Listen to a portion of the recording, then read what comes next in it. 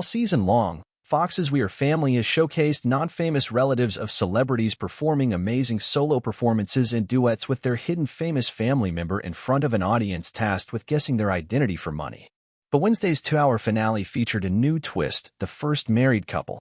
After a rousing solo performance of Will You Still Love Me Tomorrow by the Shirelles, singer-songwriter Prima Apollinaire was joined by her relative for a duet of Islands in the Stream by Dolly Parton and Kenny Rogers. After Dylan McDermott and My Best Friend's Wedding Clues Galore, Prima's singing partner stepped on stage and was revealed to be her husband, actor Dermot Mulroney. Entertainment Weekly caught up with the longtime stealth Hollywood couple to discuss the show, grade their performances, dish on whether or not they can watch rom-coms, and yes, the Dylan McDermott of it all.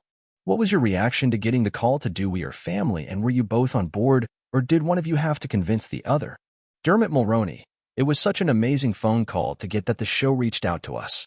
They knew Prima's music and put together that we are this sort of secret couple even though we've been together for 20 years. Kind of a stealth Hollywood couple. So it really works perfectly for this show. And then it was such an honor to be on a game show that helps other people and isn't just fun and games, although we could not have had more fun.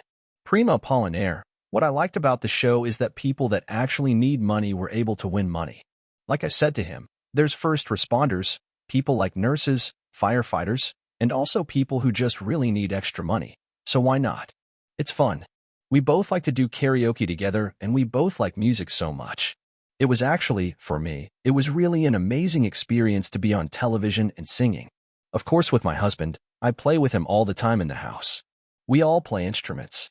We have harps, guitars, ukulele, pianos, you name it.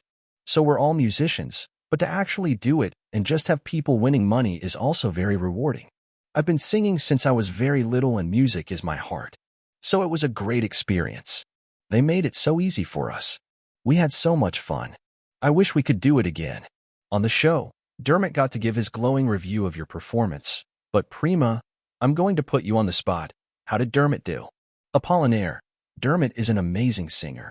He just finished a musical Mac and Mabel where he played Mac. Mulroney: Well, we've both been singers our whole life, and although I've been obviously an actor and a musician in other ways in that I've played cello and scoring orchestras, Prima pretty much said it. We're just a really musical family and have that in common. But I'm not really known for my singing, so thanks for bringing that up. Mac and Mabel was one of the biggest challenges in my career. I just finished that, but hopefully we'll be able to play that again. Apollinaire: Take it to Broadway. Mulroney: Hey, Broadway is a good idea. Thanks for bringing that up. So We Are Family was kind of my face reveal for on-camera singing on television, that's for sure. Obviously, I've carried a tune in a movie or two. Some have become iconic even over the years, but the whole nature of this is different where it's with an audience and yet there's cameras hovering all around you. And it was so gracefully hosted by Joel McHale. Apollinaire: I had fun singing with him. Mulroney: It is great to come out and then turn to your own spouse and sing right into their face. That was unusual. I have to say, really, really fun. Apollinaire: I didn't mind. It was fun. The show is extremely well done. Everybody's there to help you, to tell you where to stand, to tell you when to come in. It was such an easy-peasy experience for me. I've never done anything like that, and it was so friendly. Mulroney: So I'm going to pitch a We Are Family All-Stars tour now that everybody knows the other person's spouse or son or nanny or whoever else is pursuing this. Let's take this thing on the road. On We Are Family, there was a Dylan McDermott clue. Is it Dylan McDermott or Dermot Mulroney thing ever get old? Mulroney: No. I would say about 25 years ago it was old, I think for about a minute. And then it goes in cycles. It is an multi-generational. It's like it was a mental meme for people before they even had them. It was viral before there was such a thing, and a lot of things they didn't survive. They didn't stay funny when people started meme-ing and going viral. But this one has.